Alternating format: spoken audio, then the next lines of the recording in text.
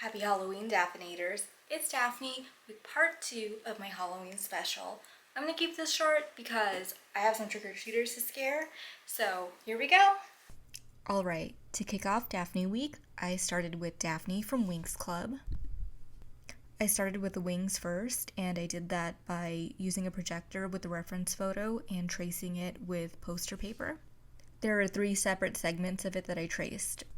After tracing it, I used it as a template to wrap my wire around. I just purchased a thick gauge wire from the hardware store. I purchased iridescent cellophane from a craft store and just laid it out and sprayed some spray adhesive on it. And you want the length and width of the cellophane to be slightly bigger than the wire frame that you made. Then I lay the wings down on it and add another layer of cellophane to the top to sandwich it in between. And the most satisfying part of this process was using the heat gun to kind of shrink wrap the cellophane. It gave it a really cool texture. For the dress, I cut out a bustier pattern for the top and 2 tiers of circle skirts for the bottom. The fabric I used was a thick neoprene, which I kind of prefer using for cartoon characters because I feel like it translates really well. I lined the back closure with grommets to give it a corseted look. For the hem of the circle skirts, I used horsehair to give it more structure. For the design in the front, I freehand cut out some purple spandex and just appliqued it on. And I forgot to get footage of this, but each panel of the bodice had boning enclosed in it. And for the straps I crisscrossed around my legs, I just made a tube out of the leftover fabric I had. And I wanted to say thank you to Insider for featuring this costume along with other talented costume makers. My second look for this week was Daphne from the animated Scooby-Doo series. And as you can see in the background, I usually like to watch the show or movie of the costume I'm working on. I don't know why, but I just think it's fun. So I started off with cutting out a dress pattern, and it's just a basic fitted dress with sleeves. And after I had the front and back pieces cut out, I had to get the contrasting stripes in, so basically what I did for that was just I measured out how thick I wanted the stripes and the distance from each other. So I just cut those pieces out of the dress itself and then just traced that over the contrast fabric. And then I just sewed those pieces back on.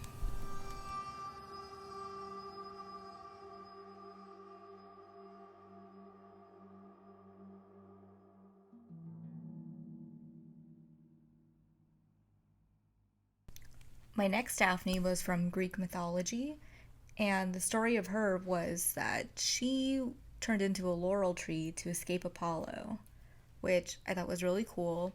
So my interpretation of that was kind of this bodysuit where I'm mid-transformation into a tree. I had this textured striped white knit fabric that I really wanted to use because I thought it would kind of mimic the texture of tree bark. And I dyed it over the stove with a synthetic dye, and that was my first time using synthetic dye. And the main difference between that kind of dye and a natural fiber dye is you kind of just have to keep it under boiling temperature on the stove, and with natural fiber dye, you can pretty much just keep it in a tub of hot water for 30 to 60 minutes without having to monitor the temperature. I kind of prefer doing costumes that are more up to my interpretation because it's a little less stressful than doing something that I really want to be accurate to the actual character itself. And for the rest of this costume, after I had it dyed, I glued on fake leaves.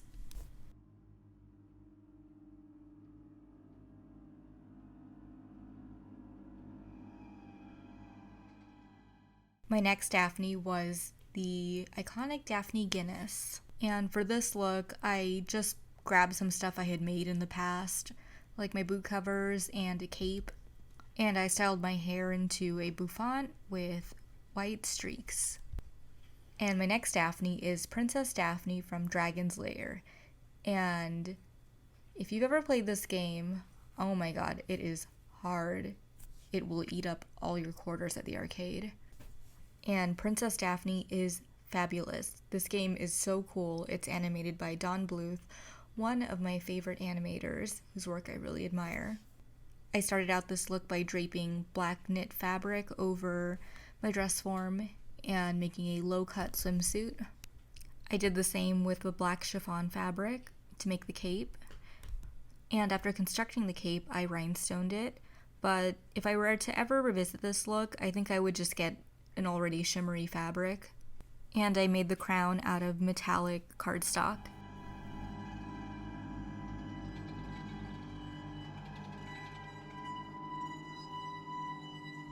I forgot to shoot any process videos of this look, but this is Daphne Reynolds from What a Girl Wants.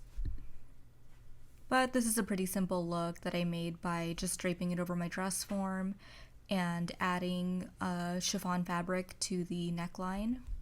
I did dye the chiffon with synthetic dye to get it matching with the dress. My final Daphne look for this week was Daphne from Scooby-Doo, the live-action movie.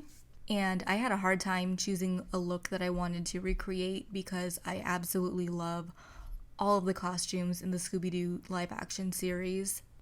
I definitely want to do another one in the future. For this look, I draped purple spandex over my dress form and just cut out the neckline and armholes. And a while back, I purchased a binder foot attachment for my machine to use on this look. This was my first time getting around to using it, and I absolutely love this attachment. If you have an industrial sewing machine, I highly recommend you get one because it's extremely easy to use. All I had to do was cut out a 1-inch strip of fabric and just run it through the attachment, and it gets it perfectly out. There was no learning curve. My next look is an alien from the movie They Live.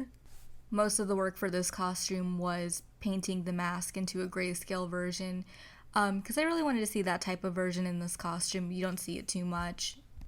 For the rest of the costume, I used a vintage coat and the Donatella Versace dress I made earlier this month.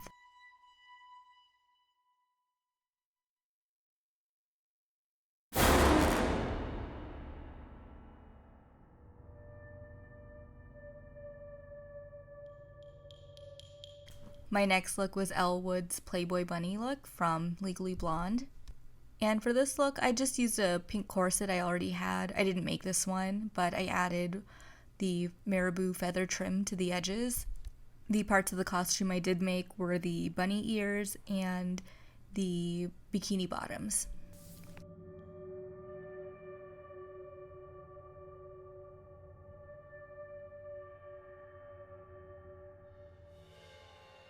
My Dalmatian costume was kind of a last minute look I added that I hadn't originally planned out. I was just at a Halloween store and found this like wild Dalmatian mask, so I wanted to make a costume around it. So I made a basic flared jumpsuit with flared sleeves as well, and I painted the Dalmatian spots on. Painting fabric is something I really enjoy doing. I've done it for past designs before, and I really enjoy just like freehanding something and making it work around the shapes of the body. My Snot Girl costume was a very last minute costume I just made on the spot because I had a sewing project gone wrong that day. I was extremely frustrated and just threw it on. I made the top about a year ago and the skirt recently. You can see it in my skate park collection video.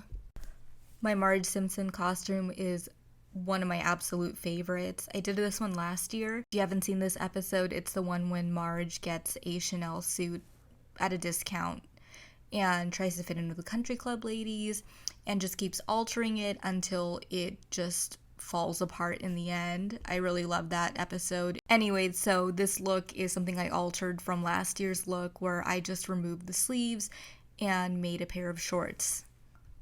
And I did not buy this Marge Simpson wig to just use for one look, so expect many Marge Simpson looks in the years to come. My next look was Lady Gaga from the Stupid Love music video. I'm in a music league and we met up that day and we were going to dress up as our top Spotify artists. And if you did not know, I am a huge Gaga stan and I love the Chromatica era and I absolutely love the Stupid Love music video, so I had to recreate a look from it. I used this knit fabric with a latex finish and I made a bustier top for it and short shorts. And for the belt, I used that same latex type fabric and just made a strap out of it and secured it with D-rings. And for the spikes, I used craft foam sheets and basically just made a cone out of it and hot glued it shut and painted it pink to match the fabric. I used an underwire under the bust, which I really liked. It gave it really good structure.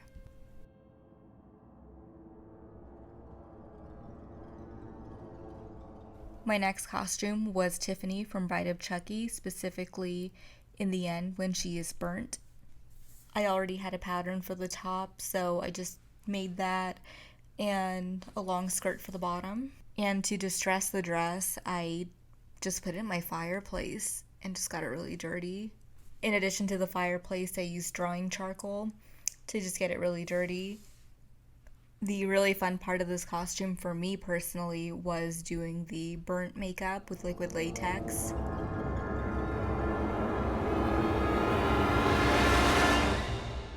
And for my final costume, I did Yzma from The Emperor's New Groove. For the headpiece, I used the same wire I used for my fairy wings to kind of just like bend that big feather over. I molded it on the back of my head. And then after getting that general shape down, I hot glued some purple fabric to it. And I just secured that to my head by using knit fabric and just tying it. For the dress, I just draped it over my dress form and I made the neck piece with these really cool purple feathers I got.